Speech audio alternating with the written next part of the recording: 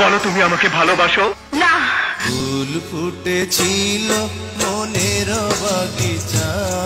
ফেসবুকে বাপ্পারাজের ইঙ্গিতপূর্ণ পোস্ট। কি সেই ইঙ্গিত? ঢাকাই সিনেমার 90 দশকের জনপ্রিয় অভিনেতা বাপ্পারাজ অসংখ্য রোমান্টিক চলচ্চিত্রে অভিনয় করে দর্শকের মন জয় করেন তিনি। তবে দর্শকের কাছে অভিনেতা বাপ্পারাজ মানেই ব্যর্থ প্রেম বা ট্র্যাজেডির গল্প নির্ভর সিনেমাগুলো কারণে আজ এই নায়ক বেশ জনপ্রিয়। জনপ্রিয়তা থাকলেও বর্তমানে সিনেমায় তাকে আর দেখা যায় না বলা যায়।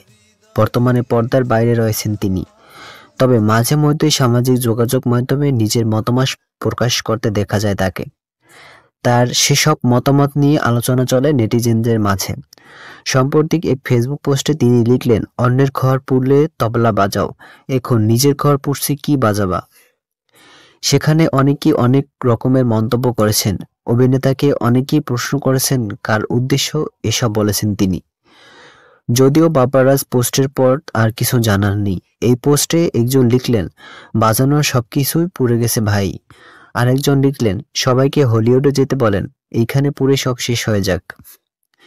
অন্য একজন লিখলেন, শ্রদ্ধের ভাই, এখন কিছু বাজানোর মতো নেই, কারণ সবই তো পুড়ে গেছে। যা অবশিষ্ট আছে সেগুলো নিয়ে তবলা বাজাবো না, হয়তো ডুগডুগি বাজানো অথবা টুংটাং আওয়াজ করবে, ওটাও মনের সম্ভাবনা নিয়ে ঘুরতে হবে।